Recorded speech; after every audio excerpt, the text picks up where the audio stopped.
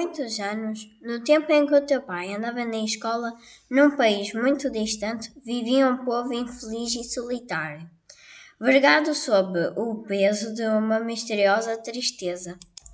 O céu era alto e azul, os campos férteis, o mar e os rios cheios de peixes e de vida, as cidades quentes e luminosas, mas as pessoas que passavam entreolhavam-se com olhos tristes, caminhando apressadamente e sumindo-se dentro das casas. E quando se encontravam umas com as outras, nos cafés, nos empregos, na rua, falavam baixo, como se alguma coisa, um segredo terrível as amedrontasse. Quem, vindo de outras terras, chegava ao país das pessoas tristes, não compreendia. As pessoas eram boas e afetuosas e aparentemente só tinham motivos para ser felizes. Mas quando lhes faziam perguntas, as pessoas afastavam-se e não respondiam, ou mudavam delicadamente de assunto pedindo desculpa. Às vezes, porém, os visitantes demoravam-se mais tempo e depressa faziam amigos, porque era muito fácil fazer amigos naquele país. E esses amigos levavam-nos então às suas casas, e depois de terem trancado bem as portas e fechado todas as janelas, revelavam-lhes o segredo da sua tristeza. Contavam-lhes que o povo daquele país tivera um dia um imenso e belo tesouro e que alguém lhe roubara, e que era um tesouro tão grande e tão valioso que sem ele não podiam ser felizes. Um tesouro? Perguntaram os visitantes muito surpreendidos. Sim, um tesouro, a liberdade. A liberdade? Um tesouro? Os visitantes não queriam acreditar, porque, nas suas terras, a liberdade era uma coisa comum, quase sem importância. Toda a gente era livre de fazer o que quisesse, desde que não fizesse mal a ninguém. E isso era tão normal que as pessoas nem davam pela liberdade. Eram livres do mesmo modo que respiravam e ninguém dá conta do que respira.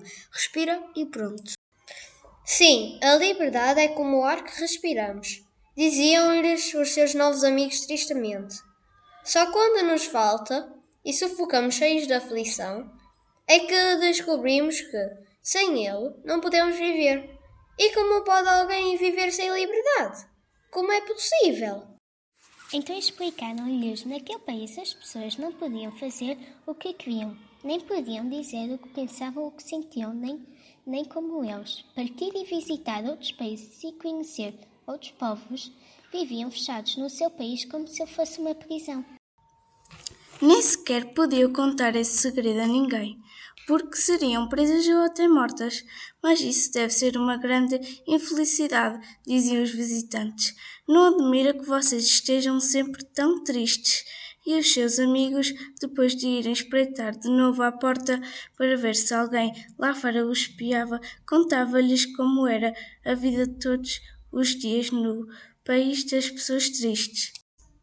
Havia polícias por toda a parte, não os polícias bons, que orientam o trânsito e prendem os ladrões, mas polícias para vigiar as pessoas e impedir que elas falassem entre si, polícias nas fronteiras para não as deixar sair, até polícias que abriam as suas cartas e ouviam as suas conversas para descobrir o que diziam e o que pensavam, e que as perseguiam e lhes batiam se elas não dissessem nem pensassem o que eles queriam que dissessem e que pensassem.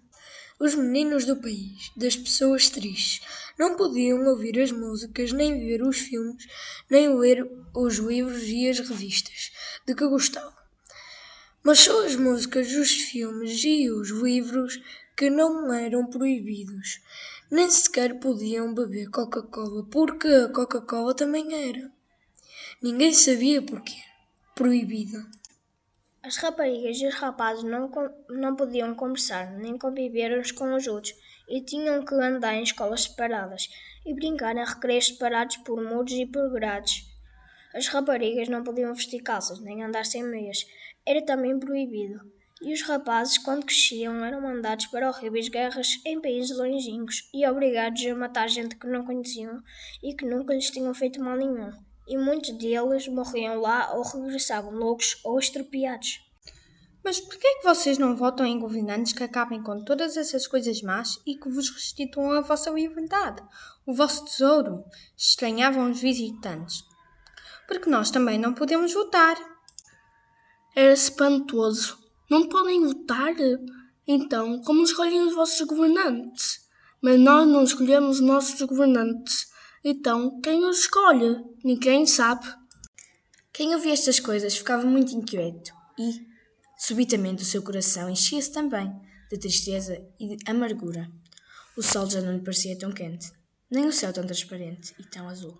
E, quando voltava à rua, olhava também em volta amedrontado, pensando que podia estar a ser vigiado, e temendo até que alguém pudesse ler os seus pensamentos, e sair da sombra para o castigar por causa deles.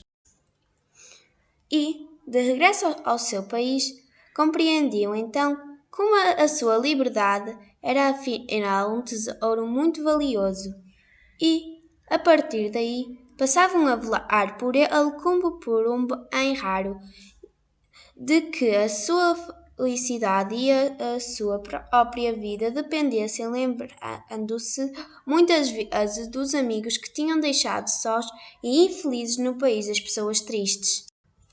Até que um dia chegou, no país das pessoas tristes, as pessoas decidiram reconquistar o seu tesouro. Os soldados reuniram-se nos quartéis e pegaram nas suas armas para arrancar.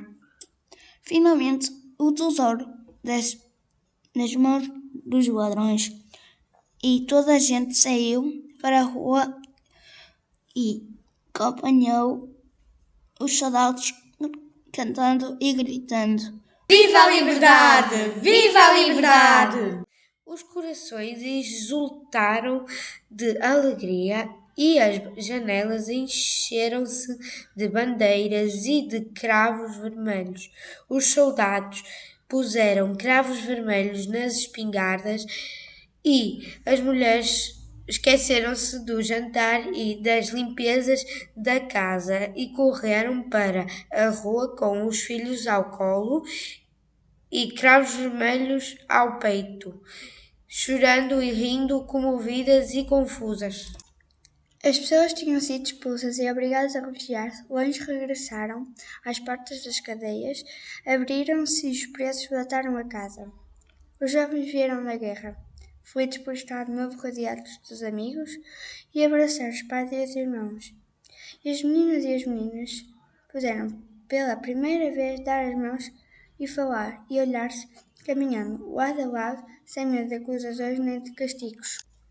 Todo o país se transformou numa grande festa, ruidosa e transbordante, e as pessoas deixaram sair livremente do coração todas as palavras e todos os sentimentos longamente acumulados durante os anos de infelicidade. Era o dia 25 de Abril, e porque foi nesse dia que aquele povo recuperou o tesouro da liberdade. Esse dia passou para sempre a chamar-se Dia da Liberdade. Tudo isto aconteceu há muito tempo. Ainda tu não eras nascido num país muito distante. Esse país agora já não se chama País das Pessoas Tristes. Chama-se Portugal e é o teu país. E o tesouro pertence a ti. És tu que agora tens que cuidar dele, guardando muito bem no fundo do teu coração, para que ninguém te roube outra vez. Porque esta história não é uma história inventada, é uma história verdadeira. Aconteceu mesmo. Pergunta aos teus pais ou aos teus professores e eles contar-te-ão mais coisas sobre o país das pessoas tristes e sobre o Dia da Liberdade. Somos livres, somos livres.